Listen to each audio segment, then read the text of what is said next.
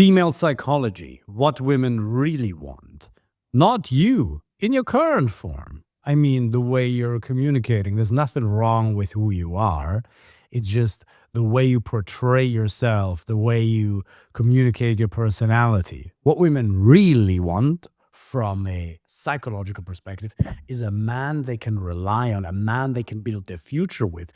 And currently, you're simply not exhibiting the qualities that she needs from a man to be able to put her full trust in you.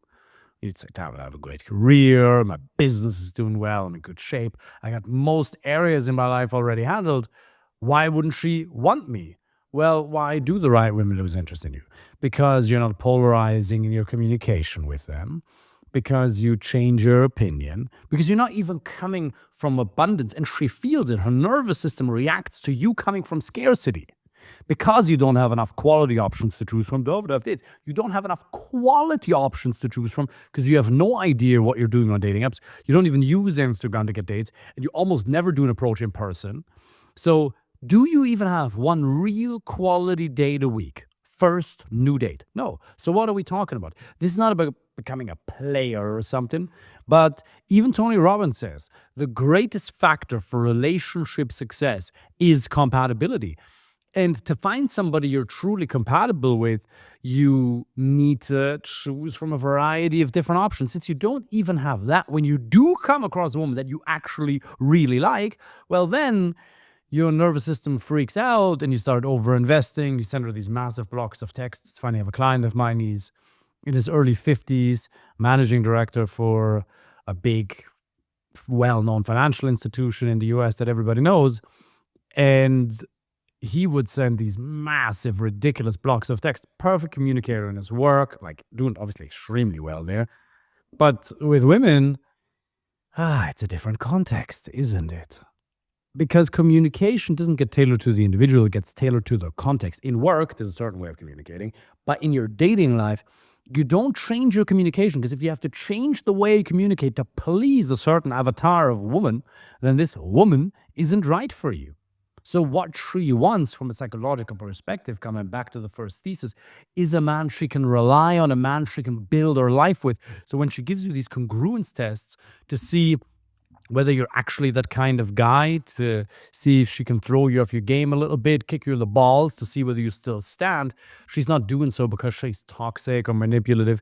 She's just doing that to see if she can make you insecure with her words, because then she has zero reason to invest her future in you. She needs to see that you'll be able to bring certainty to the relationship, that you're able to create certainty out of nothingness when there is none.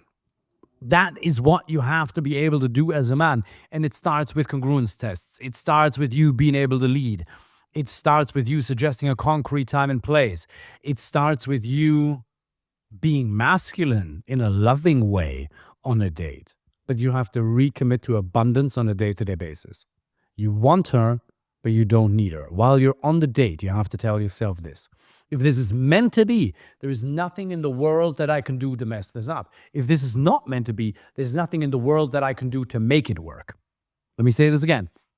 While you're on the date, not at a macro mindset level, because at a macro mindset level, there's obviously still a skill gap that you have to fix, because otherwise you'd already be in a relationship. There's some blind spots that you have that have to be fixed. Doesn't have to be me, but somebody has to help you with that. But while you're on the date, while you're in the actual interaction with her, the only thing that makes sense, my friend, is to tell yourself that if this is meant to be, there's nothing in the world that I can do to mess this up. And if this is not meant to be, there's nothing in the world that I can do to make it work, and you relax. And then you understand that committing to abundance and recommitting to abundance is something that has to be done on a day-to-day basis. It's not enough to just say one time, I am abundant, this word is abundant. And then 2 weeks down the line, when a date that you scheduled flakes on, because that's just what happens inevitably, because your dating profile isn't good enough, your texting skills still suck, or it's just statistics. Even if you're doing everything right, every once in a while, rarely, not very often, but very rarely, that's still going to happen. Then what? Then you'll have a mini panic attack and you'll freak out, you'll get frustrated, and then you're going to delete your dating apps again. And then once the urges come back and you just feel lonely, Well, then you reinstall them, and then it's a loop, and then you jump into a 6 month relationship that fails, a 2 year relationship that fails, and then it's this endless loop. And before you know it, you're 10 years older than now, and you'll be in the exact same position, having built absolutely and utterly nothing. So, what I would encourage you to do is understand human nature, female nature. And by the way, you know how we as men always say, we as men are so logical and women are emotional? Well, science shows we as men are more logical than women, but we're still emotional. We're more logical than women, but we are still emotional at our core. Every big life decision that you've made was made at an emotional level because it meets your needs, and meeting your needs produces certain desirable emotions within you. I'm not saying you're emotional to the extent that you don't have discipline or that you don't do what needs to be done. Otherwise, you wouldn't be in the position that you're in your career or your job or your business or with your body. You're in a certain hobby of yours. Of course, you're disciplined. Of course, you're able to do the right things regardless of certain emotions. But you do have to understand that saying just ignore your emotions, that's not the best piece of advice, is it? Just ignore your emotions. Do what's right anyway.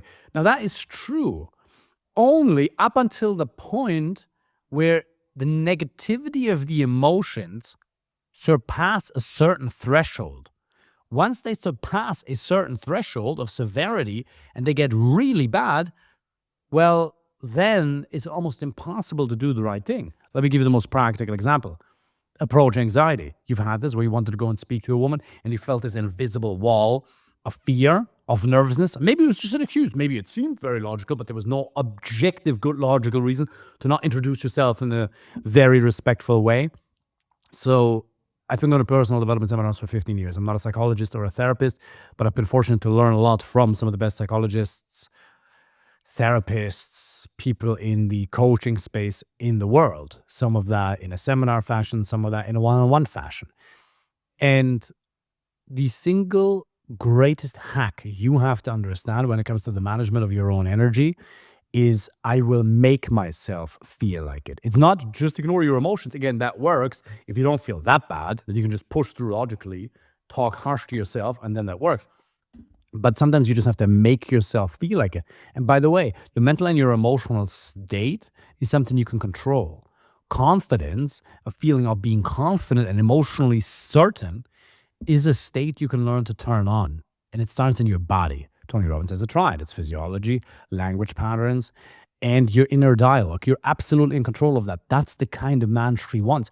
From a female psychology perspective, it activates something primal within her. If she sees that you can generate certainty from within, no matter what's going on in the world, that is an unbelievably attractive trait. It is what she craves the most. It doesn't matter what you objectively have on your CV.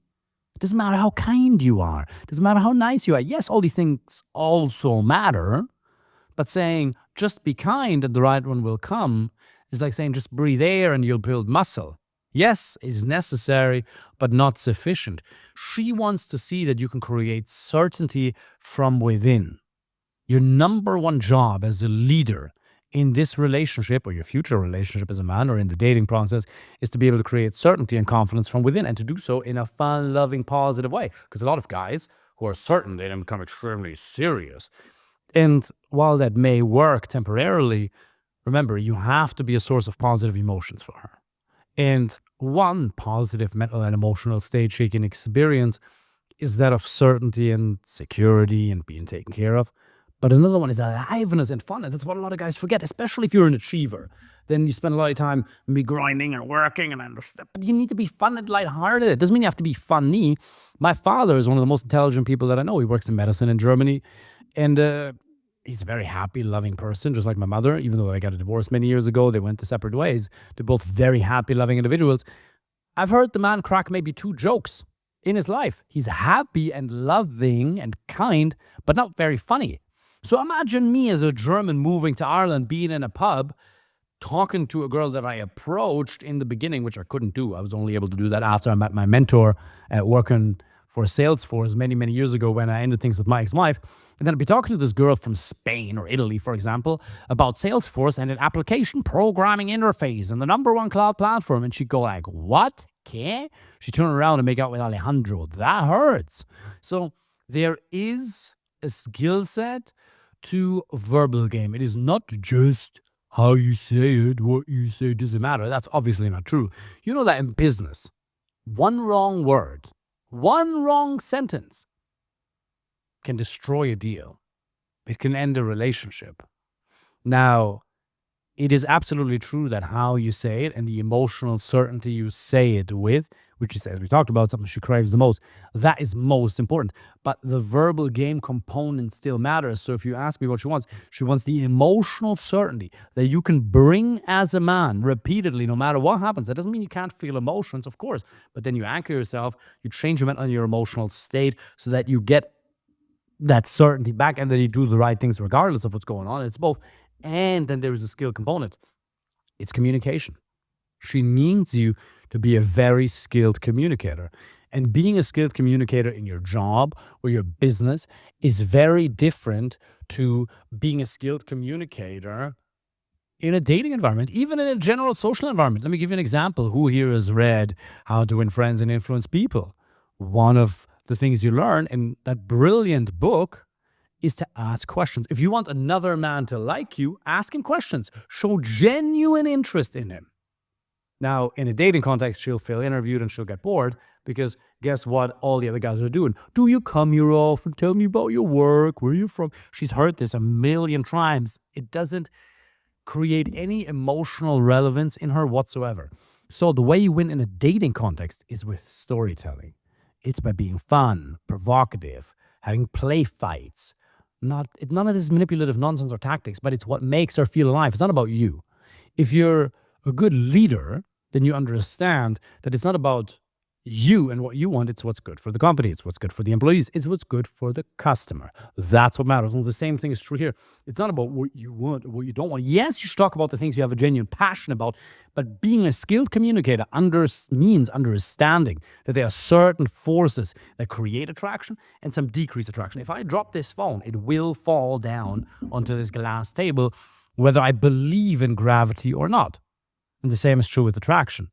There's certain things that increase and some that decrease attraction. So what women want from you, is to be a skilled communicator and to be able to create certainty from within. And if you're a man who's doing well in your career or your business, and you would like me to help you personally find the right girlfriend or wife, click the link in my bio or underneath this video and apply for a free initial consultation. Looking forward to speaking with you soon. Take care.